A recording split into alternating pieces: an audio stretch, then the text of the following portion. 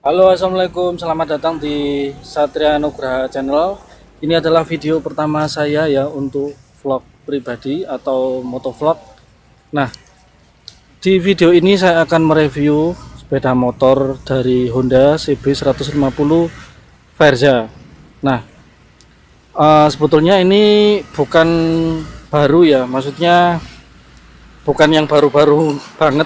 Udah 2 bulan udah ya kurang lebih 2 bulan. Jadi saat video ini dibuat itu di bulan Januari, dan motor ini turun dari dealer itu di pertengahan November. Nah, jadi singkatnya di video ini saya akan mereview sepeda motor saya CB 150 Verza, apa saja kelebihan dan kekurangan, dan kenapa saya memutuskan untuk membeli motor Verza ini ya. Nah, jadi awalnya saya melihat apa ya, bisa dibilang lihat dari punya tetangga sebetulnya yang sudah punya Verza, tapi sepertinya bukan generasi yang sama seperti punya saya karena beda strippingnya. Nah, berawal dari situ saya lihat itu sederhana gitu ya, sederhana dan nggak banyak neko-neko istilahnya, kayak yang bentuk-bentuk seperti yang CB 150R, untuk aksesoris di bagian bawah gitu. Lalu dari situ saya coba searching. Nah, karena sebetulnya saya bukan orang yang menggeluti di dunia otomotif. Jadi untuk hal-hal seputar otomotif atau sepeda motor itu saya masih awam. Nah, waktu itu memang saya membutuhkan ya, intinya lagi butuh untuk sepeda motor untuk kebutuhan kerja. Nah, singkatnya ya, jadi saya searching apa saja sih Verza kelebihan kekurangannya. Lalu di motor Verza ini saya melihat, atau setelah saya searching itu ya, saya melihat bahwa blok mesinnya gitu, infonya itu sama seperti punyanya Tiger sama Mega Pro atau GL, seperti itulah intinya. Saya kurang tahu persis ya kode mesinnya atau apa itu. Nah, lalu di situ ternyata sepeda motor ini tidak membutuhkan yang namanya radiator. Jadi untuk sistem pendinginannya itu cukup dari menggunakan pendingin sistem udara dan oli yang disirkulasi di dalam, seperti itu. Lalu dari cc atau kapasitas mesin itu yang membuat saya tertarik, yaitu bisa dibilang cukup besar, yaitu 150 cc. Karena sebelumnya saya pengguna Matic sama Supra Bapak ya, yang cc-nya kurang lebih 100 cc, seperti itu. Nah, dari sisi kekurangannya yang saya pahami ya, ini yang masih dasar, itu transmisinya itu hanya terdiri dari 5 percepatan. Beda sama saudaranya yang CB 150R atau bahkan CBR itu yang bisa sampai 6 percepatan. Seperti itu. Lalu apalagi ya? Ya dari desain warnanya hitam doff. Kalau untuk strippingnya itu nggak ada sama sekali, bisa dibilang nggak ada, hanya logo Honda merah sama CB 150 Verza. Nah, untuk Verza sendiri itu kalau tidak salah sudah ada sejak tahun 2013 atau 14-an itu, tapi sudah mengalami beberapa generasi. Tapi perbedaan generasi itu hanya ada di tampilan saja, di bodi ya, di bodi terutama di lampu depan. Kalau dari sisi permesinan dan rasio gear dan lain-lain itu masih sama, seperti itu. Ya, kalau secara penggunaan saya sudah menggunakan kurang lebih 2 bulan sejak November itu, dan sempat saya gunakan dari ini ya, dari rumah sampai ke tempat kerja itu jaraknya 85 km. Jadi kalau sekalian pulang 170. Itu sempat saya pakai kerja untuk apa ya, bisa dibilang jaraknya itu cukup ekstrim dan jauh ya.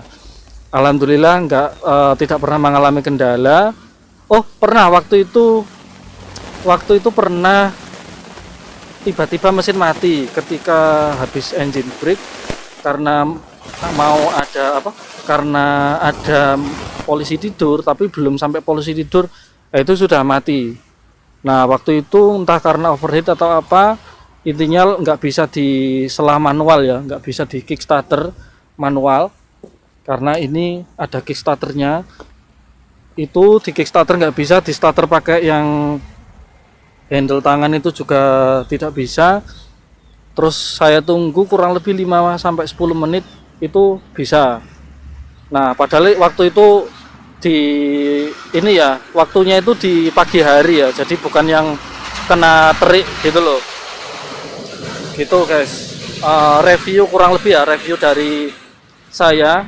Jadi sebetulnya ini tiap hari kotor posisinya, karena rencana mau saya buat video ya, ini kemarin saya cuci dulu supaya nggak terlalu jelek lah kelihatannya, jadi bisa membantu untuk teman-teman yang mungkin sedang mencari motor sport dengan harga yang cukup terjangkau dan untuk riding position atau posisi berkendara yang nyaman. Nah, mungkin bisa mempertimbangkan motor CB 150 Verza ini untuk dibeli seperti itu. Dan waktu itu sempat waktu mau beli di dealer, ketika ngubungi sales itu sempat dibilangin kok nggak ambil ini Matic yang lagi rame, yang apa PCX atau Vario gitu kan. Nah, itu selalu mengarahkan ke motor Matic, entah kenapa, tapi sepertinya karena waktu itu stok di dealer untuk CB Verza ini kosong, jadi harus inden dulu. Karena waktu itu saya bilangnya itu butuh cepat gitu kan, butuh cepat ya, maksudnya kalau bisa dalam 2 minggu atau 1 bulan lah maksimal itu bisa datang, karena keburu dipakai untuk kerja gitu guys. Ya pada akhirnya ini saya tetap milih Verza dan harus inden ya. Alhamdulillah 1 minggu udah datang, dan menunggu 1 minggu lagi baru plat sama STNK-nya turun. Seperti itu. Untuk kilometer ini sudah berapa ya? Sudah terakhir itu sudah di angka 6.000. Kelihatan nggak ya? 6.000-an untuk total tripnya ya ini. Jadi di angka 6.000. Lalu apa aja ya? Secara riding position, kembali ke pembahasan riding position. Untuk riding position menurut saya cukup nyaman. Untuk posisi duduknya itu bisa mepet ke depan ataupun yang agak ke belakang itu masih nyaman. Dan untuk untuk informasi, tinggi badan saya itu ada di 174 kalau nggak salah ya, 174 cm.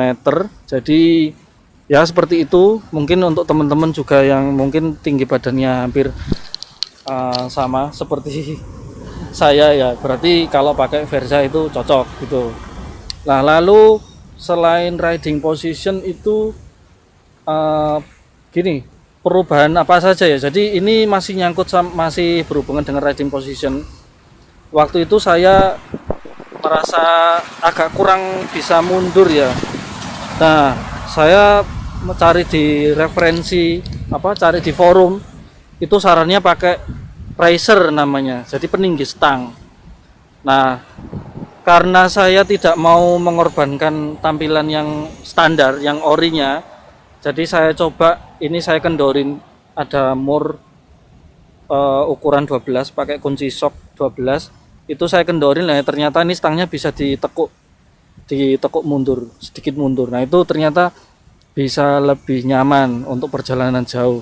Buat harian touring gitu cukup nyaman lah, dan untuk boncengan juga cukup lah gitu. Sama kita lanjut ke perubahan ya, modifikasi yang saya lakukan itu baru di behel atau bracket top box.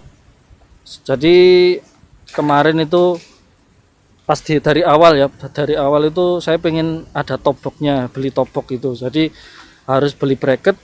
Nah ternyata setelah beli bracket, top boxnya itu rencana menyusul gitu ya, saya pakai tas terus saya kabel disk, ini sudah cukup efektif teman-teman gitu. Karena ada laporan, kalau ada info lah dari teman, kalau pakai top box kalau bebannya berat nanti bisa mempengaruhi ke rangka atau apa kayak gitu. Nah itu saya nggak lebih yakin lah, selagi pakai tas sudah muat ya pakai tas aja kayak gitu.